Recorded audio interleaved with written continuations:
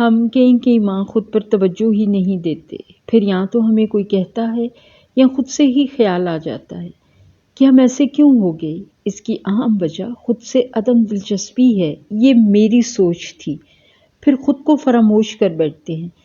مجھے حیرانی ہوتی ہے ان لوگوں پر جو خود کو فراموش کر کے سر جھاڑ منہ پہاڑ پھر رہے ہوتے ہیں۔ ہم یہی کیوں سوچتے ہیں کہ ہم نے دوسروں کو اچھا لگنے کے لیے خود کو گروم کرنا ہے؟ ہم اس بات کو سمجھنے کے لیے قرآن کی طرف آتے ہیں، کیونکہ یہ وہ کتاب ہے جس کا موضوع ہے انسان۔ کس جگہ رب نے انسان کو مخاطب کر کے اسے ہدایت نہیں کی، اور اگر آپ خود کو سمجھنا چاہتے ہیں تو قرآن پر غور کرنا سیکھیں، آپ کو اپنی تمام الجھنوں کے جواب مل جائیں گے۔ اور قرآن کہتا ہے، سورہ حشر کی آیت نمبر 19 ہے، انہوں نے اپنے رب کو بھلا دیا تو ان کے رب نے ان کے نفس کو فراموش کر دیا۔ جب میں نے یہ آیت پڑھی، اس کو سمجھا تو میں حیران رہ گئی۔ اللہ کے ذکر کو بھلانے سے یا اللہ کے ذکر کو اپنی زندگی سے نکال دینے سے کیا ہوتا ہے؟ اللہ تعالیٰ انسان کو اپنا آپ بھلا دیتا ہے۔ آپ اپنے کام، اپنے مسئلوں یا عیش و عشرت میں اتنے مگن ہو جاتے ہیں کہ اپنی ذات کو بھول جاتے ہیں۔ یہاں نفس کا ذکر ہے، اس میں بہت سی چیزیں شامل ہوتی ہیں، مثلاً جسمانی صحت، ذہنی سکون، اپنی ذات کی قدر، خود سے محبت۔ یہ سب چیزیں آپ کے نفس کا حق ہیں، بلکہ آپ کا اپنی ذات پر وہ حق ہے جس کا آپ نے ہر صورت خیال رکھنا ہے۔ جب ہم اللہ کے ذکر کو بھلا دیتے ہیں نا، تو ہمیں اپنی ذات سے ملنے کا وقت ہی نہیں ملتا، ہمیں یہ خیال ہی نہیں آتا کہ ہم اپنی زندگی کے ساتھ کیا کر رہے ہیں، بلکہ ہمارا دماغ ایک ہی نقطے میں کھویا رہتا ہے۔ وقت کا کام آگے بڑھنا ہے، رکنا نہیں، اور ایک دن ہمیں احساس ہوتا ہے کہ اتنا وقت ہم نے یوں ہی گنوا دیا۔ یہ خود فراموشی دراصل ایک سزا ہے۔ اللہ تعالیٰ انسان اور اس کے دل کے درمیان حائل ہو جاتے ہیں۔ سورہ جن میں اللہ فرماتا ہے، جو اپنے رب کے ذکر سے منہ موڑتا ہے، اس کا رب اس کو شدید عذاب میں داخل کرتا ہے۔ عربی میں یہاں جو داخل کرنے کے لیے لفظ استعمال ہوا ہے، اس کا مطلب ہے کسی کو دو چیزوں کے درمیان میں یوں داخل کرنا کہ ارد گرد کچھ نظر نہ آئے، جیسے کسی کو دیوار میں چن دینا، ارد گرد اونچی اونچی دیواریں کھڑی کر دینا۔ جب ہم نماز اور قرآن کو بھول جاتے ہیں تو اللہ تعالیٰ ہمیں اپنا آپ بھلا دیتے ہیں۔ ہم وہ فیصلے نہیں لے پاتے جو ہمارے لیے اچھے تھے۔ ہم بہت سی چیزوں میں نقصان اٹھاتے ہیں کیونکہ ہمیں اپنا خیال نہیں ہوتا۔ ہمیں ہماری ذات سے اللہ تعالیٰ ہی ملواتے ہیں، اور اپنی ذات کو تلاش کرنے کے سفر پر نکلتے وقت اگر آپ نے کچھ چھوڑنا نہیں تو وہ نماز اور قرآن پڑھنا ہے۔ یہ آپ کو بہت سے مسائل سے نکالے گا، بہت سے راستے دکھائے گا، بہت سی الجھنوں کو سلجھائے گا۔ قرآن اور نماز آپ کی آنکھوں کے گرد پڑی اس دھند کو ہٹاتے ہیں جس سے آپ وہ حقیقت دیکھتے ہیں۔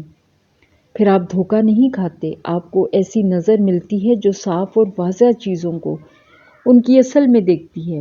پھر آپ کی فراست خطا نہیں کھاتی۔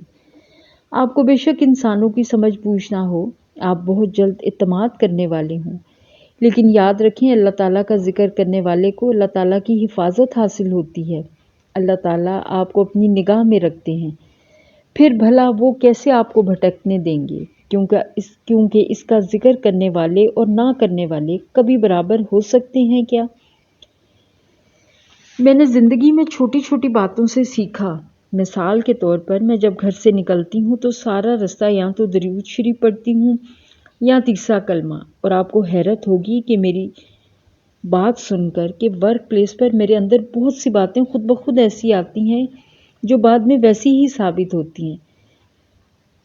مثال کے طور پر اگر میں اپنے کسی سب آرڈینیٹ کو کوئی اسائنمنٹ دوں کہ آپ نے مجھے یہ اس دن ہر صورت دینی ہے، تو میری گٹ فیلنگ کہتی ہے کہ یہ کام کی وہ اس طریقے سے کوالٹی پروڈیوس کر کے مجھے نہیں دے گا جو میں چاہتی ہوں۔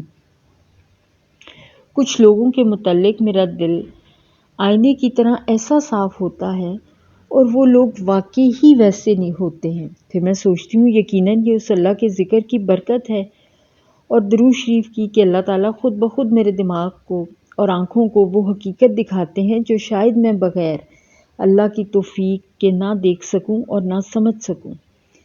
میں گھر پر ہوں تو میری روٹین صبح سب سے پہلے اٹھ کر اپنا بیڈ بنانا ہے۔ یہ عادت میری شروع سے ہی ہے۔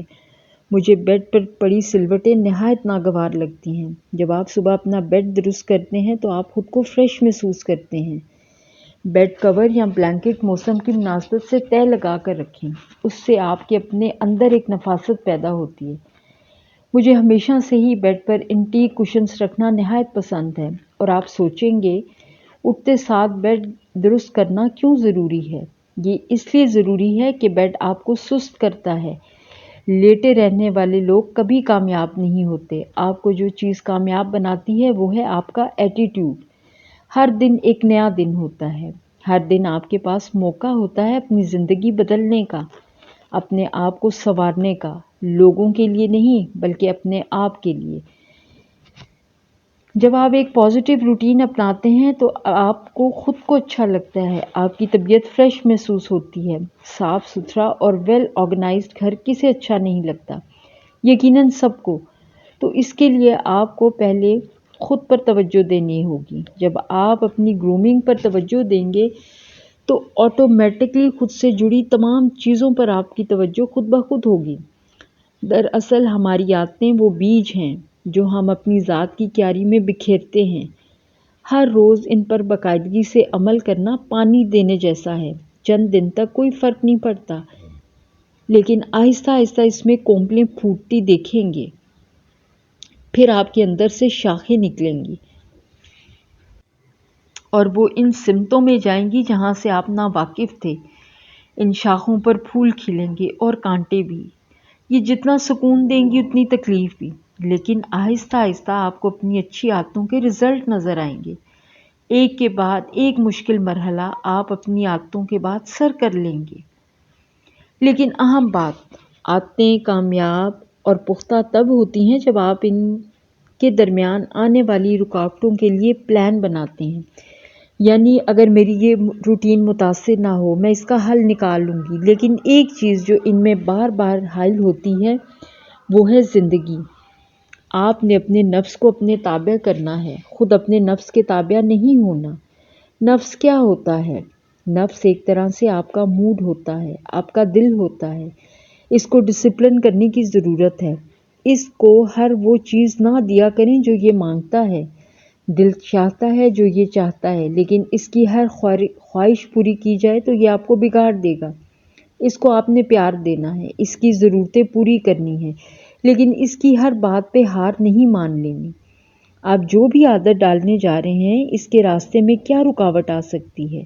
اس سوال کا جواب آپ کو اچھی طرح معلوم ہے۔ آپ کو اپنے حالات اور اپنے ارد گرد کے لوگوں کے بارے میں بھی علم ہے۔ آپ نے پہلے سے ان حالات کے لیے تیار رہنا ہے۔ جس دن رکاوٹ آئے، اس دن اپنی عادت کو بے شک تھوڑا کر دیں، لیکن اگلے دن واپس روٹین میں آ جائیں۔ ہر چیز نہ کرنے سے بہتر ہوتی ہے۔ آپ نے نوٹ کیا کہ ہمارے دین میں جمعے کے روز کی سنتوں پر کتنا زور دیا گیا۔ ہر جمعے کو ہم لازمی غسل کرتے ہیں، چاہے ہفتے کے باقی ہر دن غسل کرتے ہوں۔ ہم ناخن تراشتے ہیں، خوشبو لگاتے ہیں، مسواک کرتے ہیں، سورہ کاف کی تلاوت کرتے ہیں، درود شریف پڑھتے ہیں۔ مجھے لگتا ہے کہ یہ سب ہفتے کے کسی ایک دن کرنا ایک طرح سے مسلمانوں کو ڈسپلن کرنے کے لیے ہے، یہ عادت ڈالنے کے لیے ہے۔ جمعے کی سنتوں کو مکمل کرنے میں کتنا وقت لگتا ہے؟ بہت ہی تھوڑا۔ لیکن اگر آپ جمعے کی سنتوں کو سیریس لیتے ہیں تو ہر جمعہ ہوتے ہی آپ کو کسی OCD کے مریض کی طرح ان سنتوں کو پورا کرنے کی جلدی ہوتی ہے۔ جیسے یہ نہ کیا تو اللہ کو منہ دکھانے کے قابل نہیں رہیں گے۔ ہماری 5 وقت کی نماز بھی ایک عادت ہے، اسی لیے نماز قائم کرنے کا کہا گیا ہے، نماز پڑھنے کا نہیں۔ فجر اور عشاء کے علاوہ باقی نمازیں چونکہ آسان ہوتی ہیں اور نفس پر بھاری نہیں ہوتی، اس لیے ان کو بہت سے لوگ پڑھ ہی لیتے ہیں۔ لیکن 5 وقت کی نماز کو ان کے تمام فرائض کے ساتھ ان کے وقت پہ سنت طریقے سے ادا کرنا، یہ وہی لوگ کر سکتے ہیں جنہوں نے برسوں کی محنت سے نماز کی عادت بنائی ہوتی ہے، کیونکہ یہ عمل بیج ہے اور اس کی عادت پانی